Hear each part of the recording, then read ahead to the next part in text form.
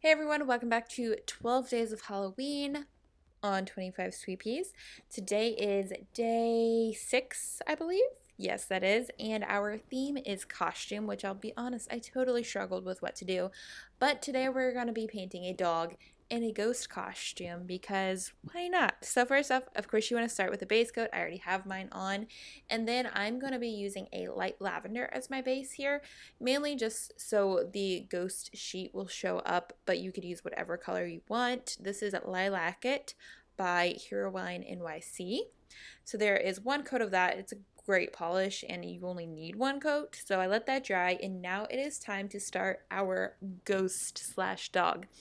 So I am actually starting out with the ghost part of it because the dog that I am going to do is going to be black just so we have a better contrast. Of course, you could choose to do whatever type of dog that you wanted. I don't even really know what type this would be. I just kind of made it up as I went. And, it's hiding its face as a ghost anyway. So I am just creating your traditional ghost shape. However, I am leaving like a bottom section open so we can have like the front paws showing so it looks a little more dog-like and you can kind of tell what it is, I hope. Then after that is dry, I'm going to go in with black and start to do the paws actually. And you definitely need a fine brush in my opinion. So you can either do it on a bigger scale maybe and use a bigger brush. Otherwise you're going to need a small brush. Maybe even a toothpick would work. But I am using the Orly short detailer brush that I love and I think I've mentioned in every video recently. But I'm just going to do this until I am happy with it. Definitely don't be too hard on yourself. I know I was being really hard on myself while doing it. And I was looking at it, I'm like, can you even see a dog? So I sent the picture to a friend and I'm like, do you know what this is? And she could tell. So I went ahead and went with it. But I'm just using a black acrylic paint for all of the art. And that makes this super easy, definitely whenever you could be using nail polish, which is much more difficult. Now I'm going to go ahead and put on a tail on this side just to hopefully also make it look more like a dog. Also, sorry about those weird noises in the background a minute ago. I have a Bluetooth speaker on it and it decided it wanted to make a noise. Now I'm going to go ahead and put on some big ears that would be poking through the sheet. And I mean, seeing this in real life on a real dog would be adorable. But going to do 2 big ears and then you're going to let that dry and then we're actually going to detail inside of the ears. While the black ears dry, we are going to go ahead and put in the eyes. So for the eyes, I'm going to start with black. And you can either put a full black dot here or you can kind of make a black circle. This is really going to depend on your size of your brush as to what you're going to do. Either way is perfectly fine because we're going to add white on top to give it a little bit more realistic like look. And then I'm also going to create a black opening here that would be like where their snout would come through, and we are going to add a tongue later as well. So I just did a black line because maybe it has some white on its snout, and then I'm putting black in the middle of that to create its nose. And then I decided that the ghost sheet wasn't long enough, so I am making that a little bit longer on the front. Then at this point I was thinking that the paws didn't really look like paws, so I decided to give it like little toenails to hopefully make it look a little bit more like a dog. So I did about 3 on each paw.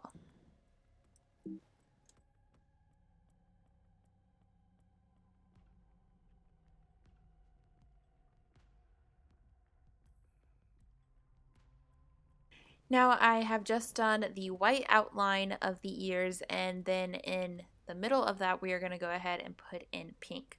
But in the meantime, I'm taking the same white that's already on my brush and I'm putting a white dot inside of the black dot that is helping us create an eye look.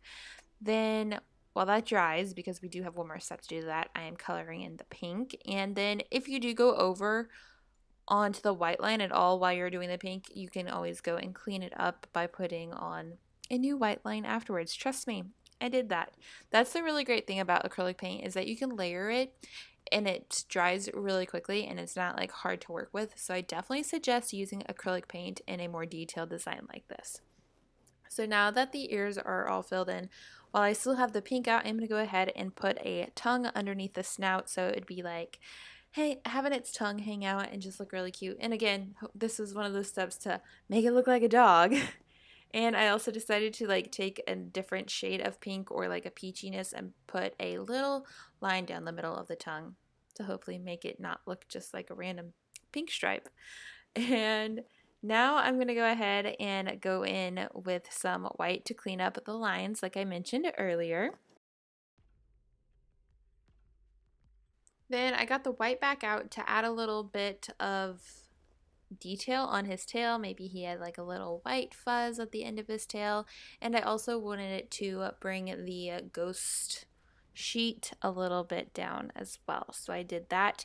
Then I'm going to grab my black acrylic paint again, and I'm going to just add a teeny tiny little dot in the white section of the eyes to hopefully just really make them look like eyes and also make the dog not look so cross-eyed.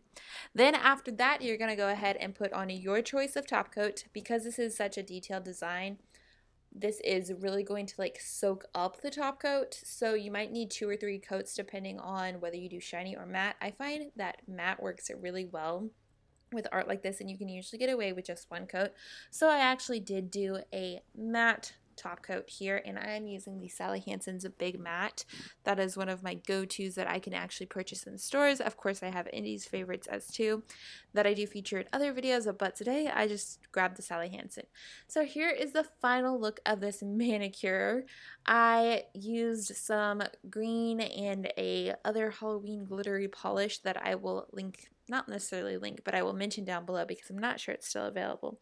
But of course you could use whatever you fancy, but I think that is it. This video was a little bit of a mess, but hopefully you got the basis of it, and this just shows exactly how some of these challenges don't always go exactly as planned or as you hoped. But we did it, and we kind of have a semi-cute dog. So thank you so much for watching, and I will see y'all back here tomorrow for another new video. Bye!